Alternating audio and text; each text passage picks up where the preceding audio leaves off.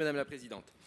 Alors que nous cherchons collectivement des réponses à la perte d'attractivité des métiers agricoles, permettez-moi d'aborder le sujet sous l'angle du handicap. L'adaptation des métiers agricoles au handicap, qu'ils précèdent l'installation et qu'ils surviennent à cause d'un accident de travail, est malheureusement quelque peu absente de nos débats.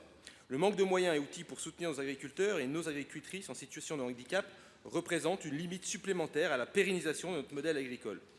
Je suis intervenu en novembre dernier au colloque Agriculture et Handicap, organisé par la Chambre d'agriculture de l'Isère et l'association AGFIP, et plusieurs moyens de compensation permettant d'adapter les postes et les situations de travail aux différents handicaps existent et doivent être donc sauvegardés ou même développés. Aménagement facilitant le nourrissage ou la traite des animaux, outils permettant la conduite des engins agricoles, facilitation des déplacements sur l'exploitation et au-delà, une mécanisation du coup qui va dans le bon sens.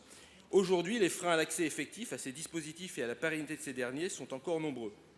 Comme illustration, je vous porte ce témoignage de Denis Mabille, rencontré par notre collègue député Marie Pochon dans la Drôme, qui, suite à un accident du travail du 8 octobre 2023, M. Mabille a eu les 2 membres inférieurs sectionnés. Après 5 opérations et des mois en rééducation, ce jeune agriculteur a finalement pu réenvisager de pratiquer son métier d'agriculteur à la fin de sa rééducation en avril 2024.